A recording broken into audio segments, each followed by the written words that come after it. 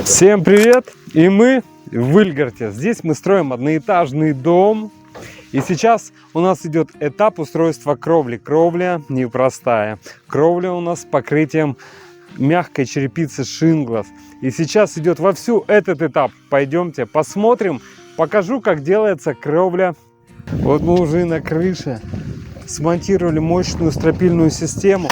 Специально подпорные ноги для распределения нагрузки снеговой, чтобы кровля под массой снега не прогибалась. Все, конечно же, на гвозди, усиленные глухари, специальные пластины с саморезами и гвоздями. Потом идет гидропароизоляционная мембрана, чтобы влага и конденсат оставался здесь на пленке. Потом идет вот эта специальная гидропароизоляционная мембрана. Весь конденсат, он образовывается здесь и не попадает в утеплитель. Утеплитель многие десятилетия выполняет свою функцию. То есть здесь идет продувание подкровельного пространства. Дальше идет основание уже для покрытия, кровельного покрытия. Это или обрешетка. А дальше идет, по сути, металлочерепица или профнастил. Стандартный пирог наш. Но здесь пирог не совсем такой простой. Дальше пойдет ОСП плиты, чтобы выровнять пространство, придать ему жесткость, ровную поверхность, И пойдет покрытие Shingles. Вот оно. Это мягкая черепица. Оно многослойное, по сути. Идет основной слой, защитный, гидроизоляционный. С внутренней поверхности клейкая часть, чтобы прилипала.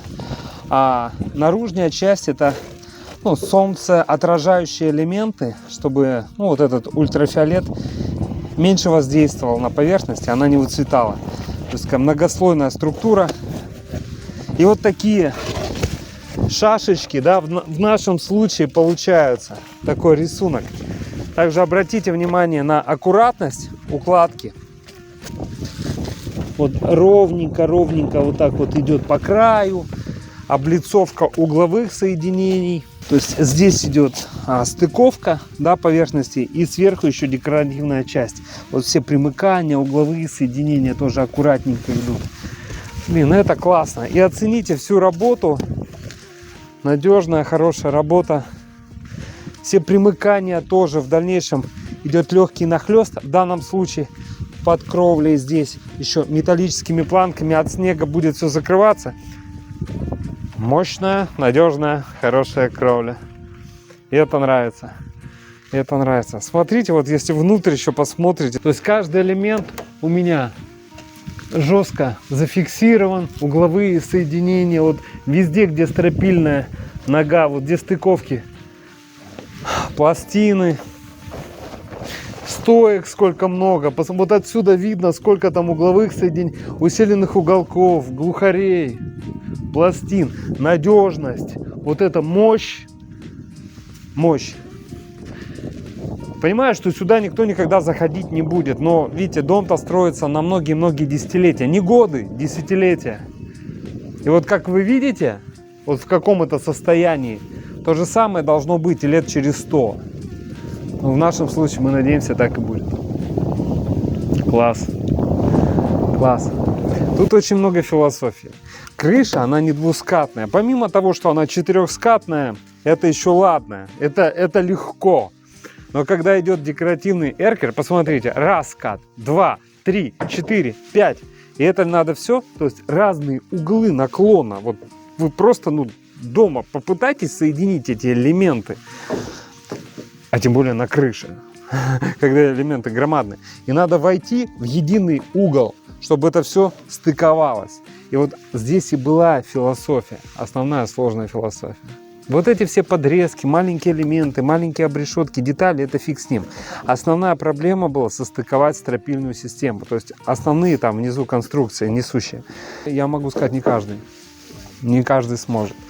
У нас есть в штате инженер-проектировщик Сергей, который помогает и консультирует, и приезжает, и вместе мы принимаем решения, когда идут сложные ситуации.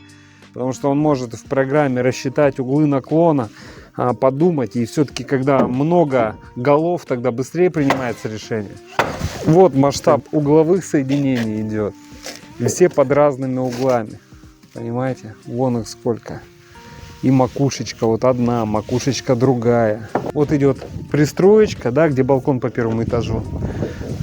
Один элемент, который надо состыковать по углу с основным скатом кровли основной крыши.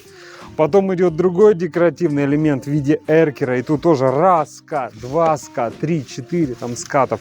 И это все стыкуется с другой стороны, понимаете, да? То есть такой головняк, где надо реально думать и не торопиться. Мы каркас этой крыши, собирали 10 дней. Каркас. Понимаете, что это долго, это кропотливо. Только каркас вот этот основной собирается 10 дней. Это долго. Это трудоемко.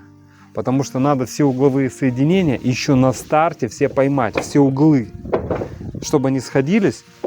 Вот скат пристройки сходится. Вот идет, да. Вот скат основной крыши, скат пристройки. Они должны сходиться. Они должны быть под одним углом. И здесь выход должен быть тоже в той же плоскости.